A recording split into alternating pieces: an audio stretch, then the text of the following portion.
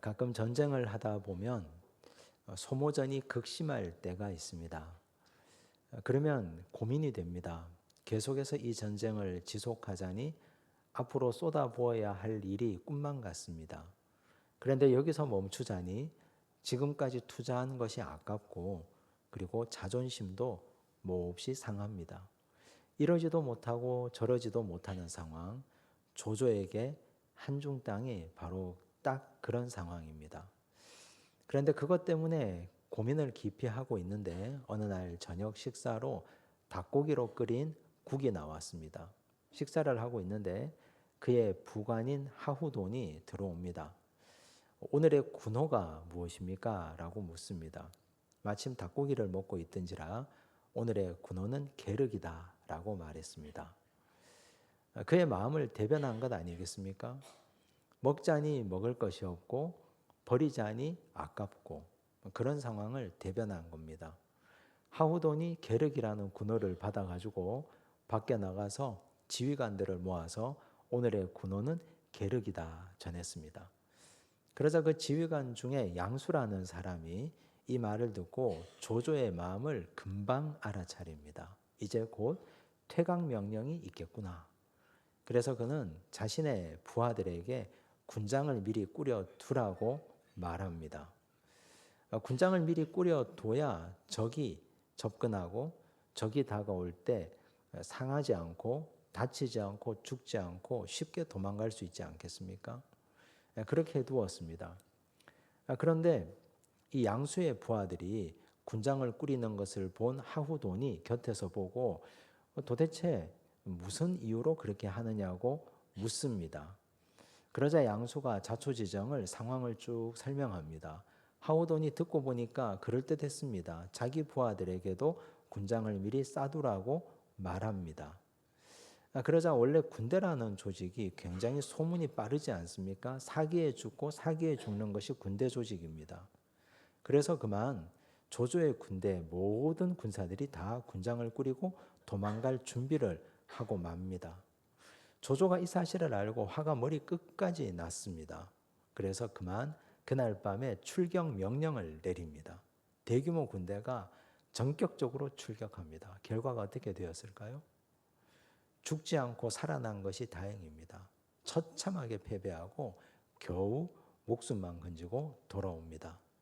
돌아와서 조조가 가장 먼저 한 일이 양수의 목을 벤 일입니다.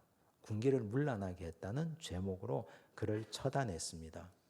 그런데 사실 양수 입장에서 한번 생각해 보면 그는 그의 부하들을 굉장히 아꼈던 사람입니다. 그의 부하 한 사람도 다치지 않고 한 사람도 죽지 않으려고 그는 그렇게 행한 겁니다. 이처럼 아랫사람도 살피고 윗사람의 심기도 건들지 않는 것 굉장히 어려운 일입니다. 조조 입장에서는 양수의 말, 양수의 행동은 반역이나 다름없지 않습니까? 이런 일이 굉장히 많이 일어납니다. 여러분, 우리가 사회생활하고 직장생활 하다 보면 윗사람도 제대로 섬기고 곁에 있는 동료들도 챙기고 돌보는 것이 거의 불가능하다는 것을 우리는 알 수 있습니다. 윗사람을 섬기는 일이 얼마나 힘듭니까? 그분의 비위를 맞추는 것, 또 그분이 좋아하고 원하는 것을 꼬박꼬박 해드리는 것, 힘든 일입니다. 그런데 그것도 잘하고 아랫사람도 돌보는 것은 더 어려운 일입니다. 비교적 아랫사람을 잘 섬기고 잘 챙기는 사람은 윗사람을 잘 돌보는 것이 잘 어렵습니다. 반대의 경우도 마찬가지입니다. 그런데 오늘 우리가 읽은 하나님 말씀을 보면 요셉은 이 두 가지 일을 아주 완벽하게 잘 수행해 냅니다. 요셉을 통해서 그의 지혜를 함께 살피고 배우기를 바랍니다. 이제 흉년이 3년 차로 접어 들어갑니다. 흉년 1년 차, 2년 차에는 풍년의 기간 동안 백성들이 가지고 있었던 곡식을 가지고 그럭저럭 버틸 수 있었습니다. 그런데 이제 곡식이 다 동이 납니다. 그러면 창고에 쌓여 있는 곡식을 가져와야 하지 않습니까? 공짜로 주겠습니까? 돈을 주고 사 먹어야 됩니다. 13절과 14절을 보십시오. 함께 읽겠습니다. 기근이 더욱 심하여 사방에 먹을 것이 없고 애굽 땅과 가나안 땅이 기근으로 황폐하니 요셉이 곡식을 팔아 애굽 땅과 가나안 땅에 있는 돈을 모두 거두어 들이고 그 돈을 바로의 궁으로 가져가니. 요셉이 곡식을 팔았다고 했습니다. 애굽 땅과 가나안 땅에 있는 돈을 모두 거두어 들였다 했습니다. 그리고 그 돈을 모두 바로에게 가져다 드렸습니다. 사실 이 정도가 되면 우리가 생각할 때는 총리가 바로에게 너무하는구나. 고스란히 돈을 가져다가 바로에게만 상납하고 있구나. 총리는 바로만 섬기는구나. 그렇게 생각할 수 있습니다. 그리고 또 한 가지 의문은, 그러면 총리 요셉은 이 일에 대한 지분을 하나도 가지지 못하는가? 이런 질문을 하지 않겠습니까? 지분이 왜 없겠습니까? 사실 100%의 지분이 있다고 해도 과언이 아니지 않습니까? 바로의 꿈을 해석해 주었습니다. 흉년을 예언합니다. 그리고 그 대안도 완벽하게 제시해 주었고, 그는 풍년을 관리하고 창고를 지었습니다.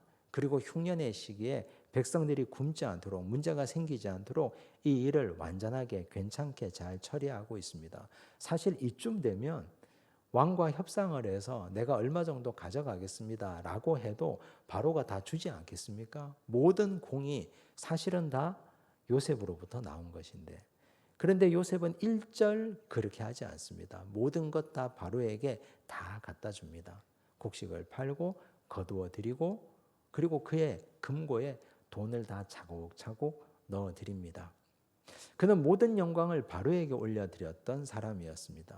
이제 이렇게 해서 또 시간이 지납니다. 백성들이 돈을 가지고 와서 곡식을 샀는데 곡식이 떨어지지 않겠습니까? 세월이 지나니까. 그런데 아직 흉년이 끝나지 않았습니다. 백성들이 와서 다시 아우성입니다. 곡식을 달라고 합니다. 그러자 요셉이 가축을 가지고 오라고 합니다. 17절입니다. 함께 읽겠습니다. 그들이 그들의 가축을 요셉에게 끌어오는지라. 요셉이 그 말과 양떼와 소떼와 나귀를 받고 그들에게 먹을 것을 주되 곧 그 모든 가축과 바꾸어서 그의 동안에 먹을 것을 그들에게 주니라. 여러분은 이 말씀을 읽으면서 요셉에 대해서 어떤 마음이 드십니까? 야박하구나, 너무한구나. 어떻게 가축까지 다 끌어가고 곡식을 줄 수 있지? 그런 마음이 들지 않습니까? 그런데 조금만 더 깊이 생각해 보면 사실 이건 백성들을 위한 복지의 차원입니다. 하늘에서 비가 한 방울도 내리지 않습니다. 7년 동안 흉년이 계속해서 이어집니다. 사실 소나 나귀는 농사를 위해서 필요한 짐승들 아닙니까? 씨를 파종할 수도 없습니다. 땅을 갈 수도 없습니다. 추수도 못합니다. 그런데 소가 왜 필요하며 나귀가 왜 필요합니까? 짐승들이 있으면 그들을 먹여야 됩니다. 사람도 먹고 살 것이 없습니다. 사람도 지금 굶주리는 판에 짐승이 있으면 짐승을 잡아 먹거나 그를 죽이거나 아니면 나중에 사람도 죽을 수밖에 없습니다. 그런데 그 짐승을 국가에서 다 수용해 준 겁니다. 짐승을 받고 1년치 양식을 내어줬습니다. 이게 사실 등가의 교환이 아니지 않습니까? 비가 내리지 않고 농사를 지을 수 없는 상황에서 국간들 짐승이 필요하겠습니까? 그런데 그걸 다 거두어 드리고 1년 먹을 수 있는 양식을 그들에게 주었습니다. 대단한 복지의 차원입니다. 그런데 또 시간이 지납니다. 그런데 아직까지 흉년이 끝나지 않았습니다. 이제 백성들에게 남은 것은 토지와 그들의 몸뚱아리밖에 없습니다. 토지를 가지고 옵니다. 가져가라고 합니다. 이제 우리가 바로의 종이 되겠다고 합니다. 19절을 보십시오. 함께 읽겠습니다. 우리가 어찌 우리의 토지와 함께 주의 목전에 죽으리까? 우리 몸과 우리 토지를 먹을 것을 주고 사소서. 우리가 토지와 함께 바로의 종이 되리니 우리에게 종자를 주시면 우리가 살고 죽지 아니하며 토지도 황폐하게 되지 아니하리이다. 지금 이 땅이 있는들 뭐합니까? 땅이 아무리 넓은들 여기에서 농사를 지을 수가 없지 않습니까? 그런데 여기서 백성들이 아주 의미 있는 요구를 합니다. 종자를 달라고 합니다. 씨앗을 달라는 겁니다. 요셉이 말한 바에 따르면 흉년은 7년입니다. 이제 7년 흉년의 끝이 보입니다. 잘 버티면 끝납니다. 끝나고 나면 씨가 있어야 씨앗을 다시 뿌려서 농사를 지을 수 있지 않습니까? 그래서 종자를 달라고 합니다. 토지는 가져가시고 우리도 이제 이 토지에서 우리는 그냥 농사만 짓고 바로의 종이 되어 살겠습니다. 이런 부탁을 드렸습니다. 어떻게 합니까? 20절입니다. 함께 읽습니다. 그러므로 요셉이 애굽의 모든 토지를 다 사서 바로에게 바치니 애굽의 모든 사람들이 기근에 시달려 각기 토지를 팔았음이라. 땅이 바로의 소유가 되니라. 여러분, 여기까지 보면 요셉은 바로만을 위해서 일한 것처럼 보입니다. 돈도 거두어 들여서 바로의 금고에 넣어 드리죠. 가축도 다 거두어 와서 국가의 소유로 삼았죠. 이집트에 있는 모든 땅을 다 거두어 들여서 임금의 소유로 삼았습니다. 바로만을 위한 것처럼 보입니다. 백성들은요. 백성들에게 요셉은 어떤 인물입니까? 24절과 25절입니다. 함께 읽습니다. 추수의 5분의 1을 바로에게 상납하고 5분의 4는 너희가 가져서 토지의 종자로도 삼고 너희의 양식으로도 삼고 너희 가족과 어린아이의 양식으로도 삼으라. 그들이 이르되 주께서 우리를 살리셨사오니 우리가 주께 은혜를 입고 바로의 종이 되겠나이다. 주라고 고백하지 않습니까? 백성들이 요셉을 주라고 고백합니다. 우리가 주에게 은혜를 입었다고 말합니다. 그리고 우리는 바로의 종이 기꺼이 되겠다고 말했습니다. 그 땅이 자기 땅이 아니지 않습니까? 이제는 임금의 땅입니다. 그런데 그 땅에서 농사 짓는데 20%만 세금으로 가져가고 80%를 그들에게 줍니다. 이것이 애굽의 토지법이 됩니다. 앞으로 오고 오는 모든 이집트 사람들은 이 토지법을 변경하지 못할 것이다. 그래서 법으로 명문화해버렸습니다. 26절입니다. 함께 읽습니다. 요셉이 애굽 토지법을 세우매 그 5분의 1이 바로에게 상납되나 제사장의 토지는 바로의 소유가 되지 아니하여 오늘날까지 이르니라. 여러분, 우리가 이런 상황을 보면서 이제 각자의 자리에서 오늘 이 본문을 새롭게 한번 봐야 됩니다. 우선 바로 입장에서 이 7년의 흉년은 어떤 의미였을까요? 동서고금을 막론하고 임금이 해결할 수 없는 문제가 몇 가지 있습니다. 그 중에 비가 내리지 않는 기근, 기근으로 인한 흉년, 이거 임금이 어떻게 할 수가 없습니다.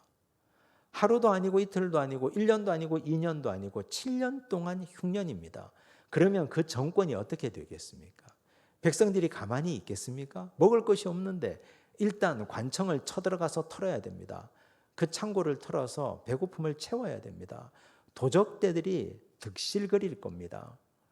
그리고 이렇게 흉년에 때 맞추어서 평소에 임금에게 늘 좋지 않은 마음을 가졌던 사람들이 하늘이 당신을 원하지 않는 것 같습니다. 임금을 갈아치웁니다. 그래서 황제가 실각하고 떨어집니다. 강력한 중앙 집권 체제를 공고히 했던 임금이라 할지라도 흉년 7년을 버틸 재간이 없습니다. 그렇게 해서 나라가 뒤집어지지 않습니까? 다른 임금이 세워집니다. 그렇게 임금은 갈수록 힘을 잃어갑니다. 그런데 바로를 보십시오. 흉년 7년 동안 그에게 어떤 일이 일어났습니까? 전국의 돈이 다 자기 금고에 쌓입니다. 가축도 다 자기 우리간에 들어옵니다. 땅도 전부 다 자기 것이 됩니다. 사람들도 다 자기 종이 됩니다. 강력한 중앙 집권 체제가 견고하게 형성되었습니다. 흉년 7년 동안 이런 일이 가능합니까? 동서고금의 역사를 보더라도 이런 일은 한 번도 일어난 적이 없습니다. 누구의 공입니까? 바로가 잘해서 이건 전적으로 요셉의 공입니다. 요셉이 이 일을 다 기획했고 요셉이 이 일을 다 설계하고 만들어 나간 공 아닙니까? 그런데 더 올라가 보면 바로에게 이 공이 없다고 말할 수가 없습니다. 그런 탁월한 지도자인 요셉을 누가 발탁했습니까? 누가 그 자리에 세웠습니까? 바로가 세웠지 않습니까? 바로와 요셉의 첫 만남을 우리는 기억하고 있습니다. 이상한 꿈을 2번이나 겹쳐 꿉니다. 이 꿈을 이집트에는 해결할 수 있는 사람이 없었습니다. 사람을 찾다가 이제 막 감옥에서 갓 나온 요셉을 만납니다. 그의 눈이 반짝반짝 빛납니다. 네가 꿈을 잘 해석한다 하더라 했더니 하나님께서 바로에게 편안한 대답을 이르시이다. 그리고 꿈을 완벽하게 해석하고 대안까지 제시합니다. 그러자 바로가 요셉에게 이런 말을 했습니다. 창세기 41장 38절과 39절입니다. 함께 읽습니다. 바로가 그의 신하들에게 이르되 이와 같이 하나님의 영에 감동된 사람을 우리가 어찌 찾을 수 있으리요 하고 요셉에게 이르되 하나님이 이 모든 것을 내게 보이셨으니 너와 같이 명철하고 지혜 있는 자가 없도다. 하나님의 영에 감동된 사람을 우리가 얻을 수 없다.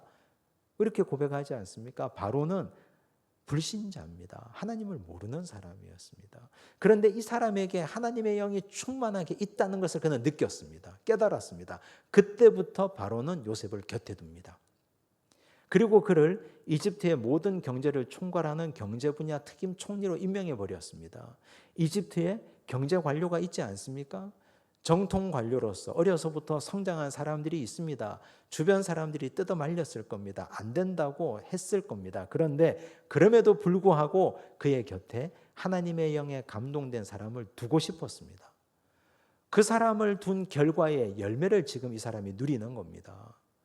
이 사람을 믿었기 때문에, 하나님의 영에 감동된 사람 요셉을 신뢰했기 때문에 그 열매를 지금 바로가 누리고 있는 것 아닙니까? 하나님과 함께하는 사람, 그 사람과 함께 일하면 하나님이 그분에게 은혜를 내려주시면 그 은혜는 나도 함께 누립니다.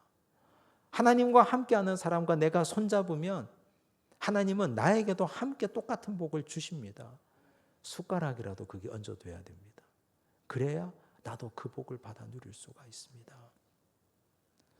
그래서 이 불신자 바로이지만 하나님의 영이 충만한 요셉을 알아보고 곁에 둔 결과 그는 위대한 제국의 제왕이 됩니다. 잠언 말씀이 이렇게 이야기합니다. 잠언 13장 20절과 21절을 보십시오. 함께 읽습니다. 지혜로운 자와 동행하면 지혜를 얻고 미련한 자와 사귀면 해를 받느니라. 재앙은 죄인을 따르고 선한 보응은 의인에게 이르느니라. 우리는 누구와 함께 동행해야 되겠습니까? 지혜로운 자와 함께 동행하면 지혜를 얻고 미련한 자와 함께 동행하면 해를 얻는다고 했으니 당연히 우리는 지혜로운 자와 함께 해야 하지 않겠습니까? 여러분 곁에 어떤 사람이 계십니까? 나와 가장 친한 사람이 누굽니까? 내 흉금을 털어놓을 수 있는 사람이 과연 하나님의 영에 충만하고 그 사람이 지혜로운 사람입니까? 그 사람이 진실로 하나님과 가까이 있는 사람입니까? 내가 그 사람이 되지 못하면 우리는 적어도 그분을 알아보고 그 사람과 함께 할 수 있어야 됩니다. 그러면 그분에게 주시는 복이 흘러 넘쳐서 나도 복되게 할 거기 때문입니다. 그런 은혜와 그런 눈과 지혜가 하나님의 백성들에게 함께 임하기를 간절히 바랍니다. 이제 이 7년 흉년이 백성들 입장에서는 어떤 의미입니까? 백성들도 잘 알고 있습니다.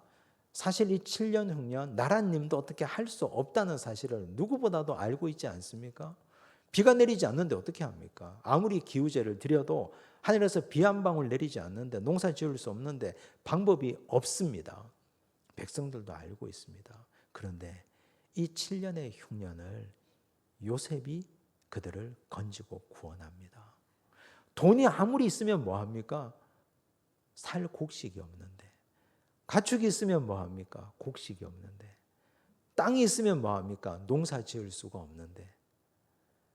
돈을 들여서라도 곡식을 사 먹을 수 있고 가축을 들여서라도 배를 굶지 않을 수 있고 땅을 바쳐서라도 가족들을 먹여 살릴 수 있으면 그게 감사한 겁니다.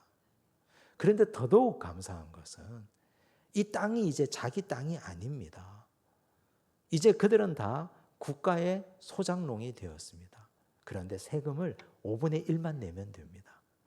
80%를 다 가져가라고 했습니다. 여러분 이게 고대 이집트에서 일어난 일입니다. 수천 년 전 고대 이집트에서. 오늘 현대사회를 살아가는 여러분, 세금이 가볍습니까? 무겁습니까? 힘들지 않습니까? 짜증나지 않습니까? 어마어마하게 많은 세금. 아니, 내가 내 땅에서, 내 돈으로 산 땅에서 내가 공장을 짓고 거기에서 사업을 합니다. 자유대한민국에서 열심히 돈을 봅니다. 그런데 떼가는 게 왜 그렇게 많은지. 열심히 노동력을 들여서 수고하는데 가져가는 게 너무 많습니다.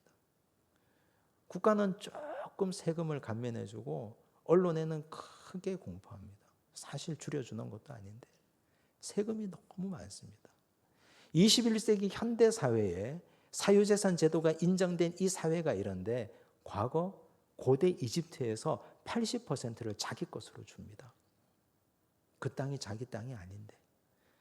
여러분, 조선시대 사회에 세금에는 세 가지 종류가 있었습니다. 역과 공납과 토지세였습니다. 역은 부역을 말합니다.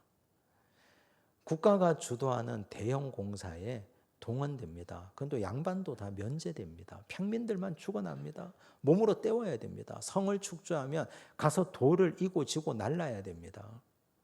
토목공사에 동원됩니다. 전쟁이라도 일어나면 전쟁에 끌려갑니다. 그게 역입니다.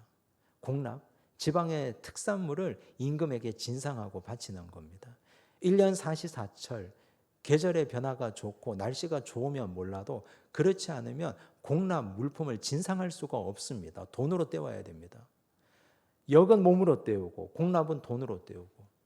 토지세. 대부분이 소작농 아닙니까? 소작농은 토지세 안 냅니까?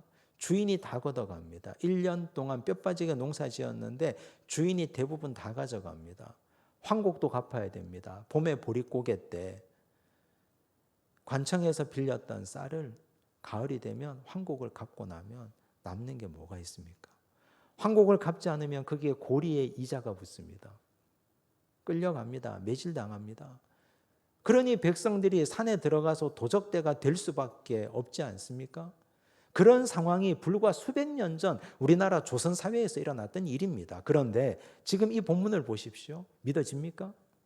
수천 년 전 고대 이집트 사회에서 자기 땅도 아닌데 여기서 농사 지어서 80%를 너희가 가져가라 합니다. 종자도 좋습니다. 그러면 시간이 지나면 어떤 일이 벌어질까요? 이제 흉년이 끝났습니다.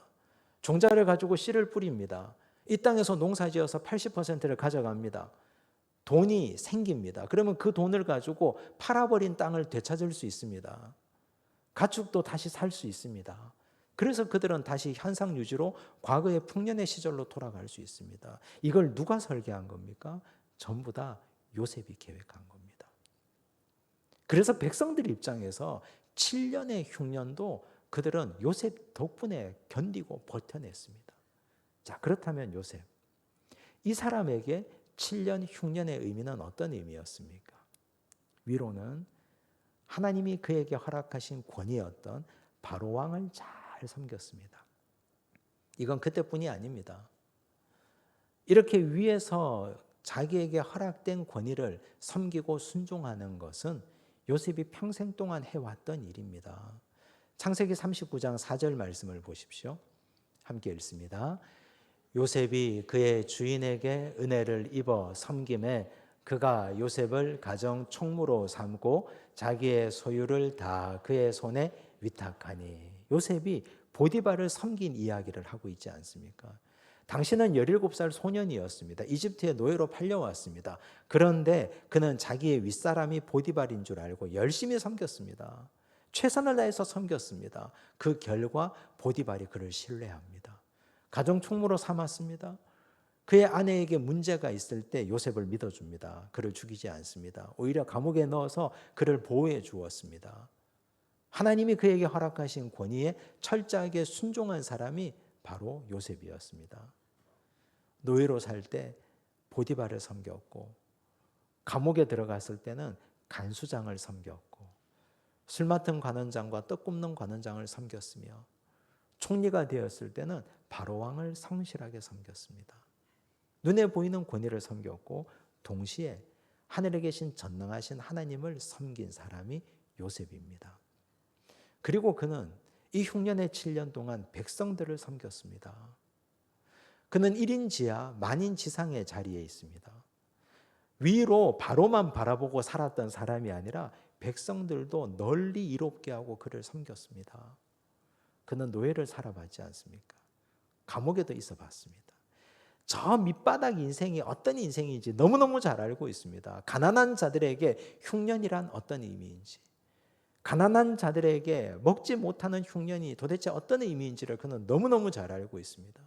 그래서 그들을 섬기고 오히려 이집트의 토지법을 만들어서 영원 불변의 법으로 세워놓았습니다. 그에게 7년은 위로 바로를 섬기고 전능하신 하나님을 섬기며 아래로 백성들을 섬기는 참으로 의미 있고 보람 있는 기간이었습니다. 여러분, 오늘 우리 교회가 창립 68주년 기념주일을 맞이했습니다. 교회가 위로 하나님을 섬기는 것은 당연한 일입니다. 하나님 아버지가 교회의 주인 되시니까, 그리스도가 교회의 머리 되시니 그리스도를 섬기고 하나님을 섬기는 일은 당연히 해야 될 일입니다. 그리고 교회가 해야 될 일은 우리 주변을 살펴봐야 됩니다. 연약한 교회를 섬기고 돌아봐야 됩니다. 교회가 또 다른 교회를 낳는 일도 해야 됩니다. 연약한 백성들을 섬기고 돌보는 일 교회가 하지 않으면 그건 교회로서의 역할과 기능을 하지 못하는 겁니다. 이제 우리 교회 지난 68년 동안 하나님 베풀어 주신 은혜가 놀랍습니다.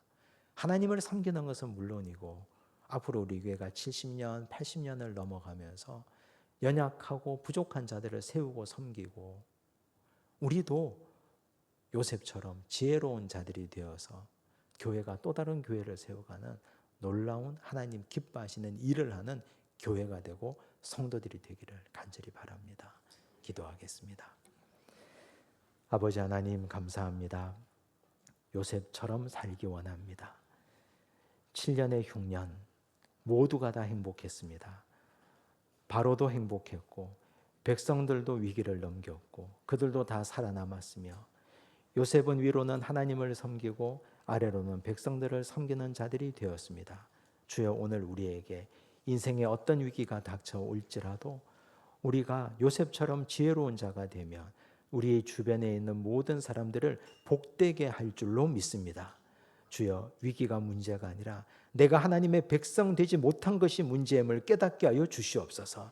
주여, 우리 모두가 다 요셉 같은 사람들이 되어서 나와 함께한 모든 사람들을 복되게 하고 그들을 기쁘게 하고 그들을 영화롭게 하고 그들을 하나님 앞에 새롭게 세울 수 있는 놀라운 은혜의 주인공들이 되게 하여 주시옵소서. 모든 말씀 예수님 이름으로 기도드리옵나이다. 아멘.